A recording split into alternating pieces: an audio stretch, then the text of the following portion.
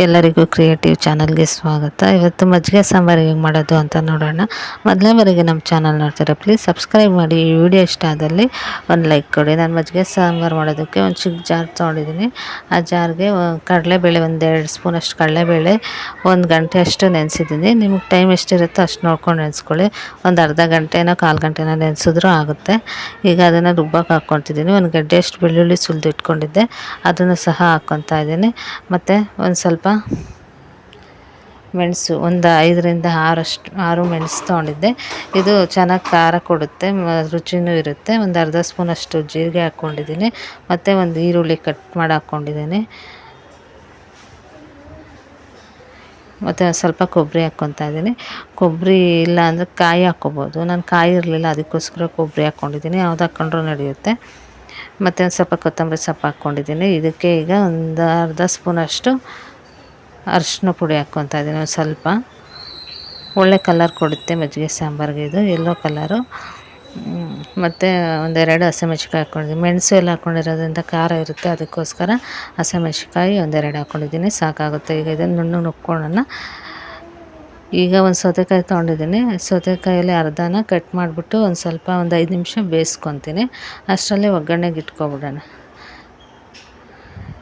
ರುಬ್ಬಿದಾಗಿದೆ, ನುಣ್ಣಗೆ ರುಬ್ಕೊಂಡಿದ್ದೀನಿ. ಈಗ ಒಗ್ಗರಣೆಗೆ ಇಟ್ಕೊತಿದ್ದೀನಿ. ಒಂದು ಪ್ಯಾನ್ ಇಟ್ಕೊಂಡು ಅದಕ್ಕೆ 2ರಿಂದ 3 ಸ್ಪೂನಷ್ಟು ಎಣ್ಣೆ ಹಾಕ್ಕೊತಾ ಇದ್ದೀನಿ. ಎಣ್ಣೆ ಕಾದ ನಂತರ ಅದಕ್ಕೆ ಒಂದು ಸ್ವಲ್ಪ ಸಾಸಿವೆ, ಒಂದು ಸ್ವಲ್ಪ ಜೀರಿಗೆ ಹಾಕ್ಕೊತಾ ಇದ್ದೀನಿ. ಇದೆರಡು ಸಿಡಿದ ನಂತರ ಅದಕ್ಕೆ ಒಂದು ಮೆಣಸಿನ್ಕಾಯಿ ಮತ್ತು ಒಂದು ಸ್ವಲ್ಪ ಕರ್ಬೇವಿನ ಸೊಪ್ಪು ಹಾಕ್ಕೊತಾ ಇದ್ದೀನಿ. ಇವೆರಡು ಒಂದು ಸ್ವಲ್ಪ ರೋಸ್ಟ್ ಆದಮೇಲೆ ಒಂದು ಈರುಳ್ಳಿ ಉದ್ದಕ್ಕೆ ಹಚ್ಚಿಟ್ಕೊಂಡಿದ್ದೆ, ಅದನ್ನು ಹಾಕ್ಕೊತಾ ಇದ್ದೀನಿ. ಈರುಳ್ಳಿ ಒಳ್ಳೆ ಟೇಸ್ಟ್ ಕೊಡುತ್ತೆ, ಹುಳಿ ಉಪ್ಪು ಚೆನ್ನಾಗಿರುತ್ತೆ ನೆಂಚ್ಕೊಂಡು ತಿನ್ನೋಕ್ಕೆ ಸಾಂಬಾರಲ್ಲಿ. ಈಗ ಈ ರುಬ್ಬಿರ್ತಕ್ಕಂಥ ಮಸಾಲಾನ ಹಾಕ್ಕೊತಾ ಇದ್ದೀನಿ. ಈರುಳ್ಳಿ ಬೆಂದ ನಂತರ ಈ ಮಸಾಲ ಒಗ್ಗರಣೆಲಿ ಎಷ್ಟು ಬೇಯುತ್ತೋ ಅಷ್ಟು ಮಜ್ಜಿಗೆ ಸಾಂಬಾರು ರುಚಿ ಕೊಡುತ್ತೆ.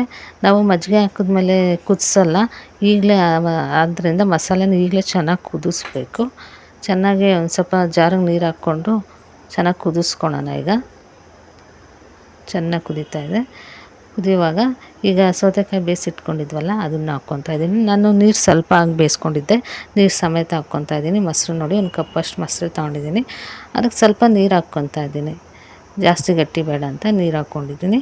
ಈಗ ಇದಕ್ಕೆ ಸೌತೆಕಾಯಿ ಹಾಕ್ಕೊತಾ ಇದ್ದೀನಿ. ಸೌತೆಕಾಯಿ ಹಾಕ್ಕೊಂಡು ಮಿಕ್ಸ್ ಮಾಡ್ಕೊತಾ ಇದ್ದೀನಿ. ಇದೊಂದು ರೌಂಡ್ ಕುದ್ಮೇಲೆ ಒಂದು ಸ್ವಲ್ಪ ಉಪ್ಪು ಹಾಕ್ಕೊತಾ ಇದ್ದೀನಿ, ರುಚಿಗೆ ತಕ್ಕಷ್ಟು ಉಪ್ಪು ಹಾಕ್ಕೊಂಡು ಈಗ ಮಜ್ಜಿಗೆನ ಚೆನ್ನಾಗಿ ಒಂದು ಸ್ಪೂನಲ್ಲಿ ಆಡಿಸ್ತಾ ಇದ್ದೀನಿ. ನೀವು ಬೇಕು ಅಂದರೆ ಕಡಿಯೋದ್ರಲ್ಲಿ ಕಡ್ಕೊಬೋದು 1-2 ರೌಂಡು. ನಾನು ಹಿಂಗೊಂದು ಹಾಕ್ತಾಯಿದ್ದೀನಿ, ಇಲ್ಲದಿದ್ರೆ ಮಿಕ್ಸಿಗೆ 1 ರೌಂಡ್ ಹಾಕ್ಕೊಬೋದು. ಈಗ ಇದಕ್ಕೆ ಮಜ್ಜಿಗೆ ಹಾಕ್ಬಿಟ್ಟು ಮಿಕ್ಸ್ ಮಾಡಿದ್ರೆ ಮಜ್ಜಿಗೆ ಸಾಂಬಾರು ರೆಡಿ ಆಗುತ್ತೆ. ಇದನ್ನೇನು ಕುದಿಸ್ಬೇಕು ಅಂತಿಲ್ಲ, 1-2 ನಿಮಿಷ ಉರಿಯಲ್ಲಿದ್ದರೆ ಸಾಕು. ಆಮೇಲೆ ಮುಚ್ಚಿಬಿಟ್ಟು ಆಫ್ ಮಾಡಿಬಿಡ್ಬೇಕು. ನೈಟ್ ಏನಾದ್ರು ಮಿಕ್ಕಿದ್ರೆ ಕುದಿಸ್ಕೋಬೋದು. ಇದು ಮಕ್ಳಿಗೆ ನೆಗಡಿ ಆಗೋಲ್ಲ ಇದು ತಿಂದರೆ. ಮತ್ತು ಚಳಿಗಾಲಕ್ಕೆ ಮಳೆಗಾಲಕ್ಕೆ ಒಳ್ಳೆಯದು. ಈ ವಿಡಿಯೋ ಇಷ್ಟ ಆದಲ್ಲಿ ಪ್ಲೀಸ್ ಸಬ್ಸ್ಕ್ರೈಬ್ ಮಾಡಿ.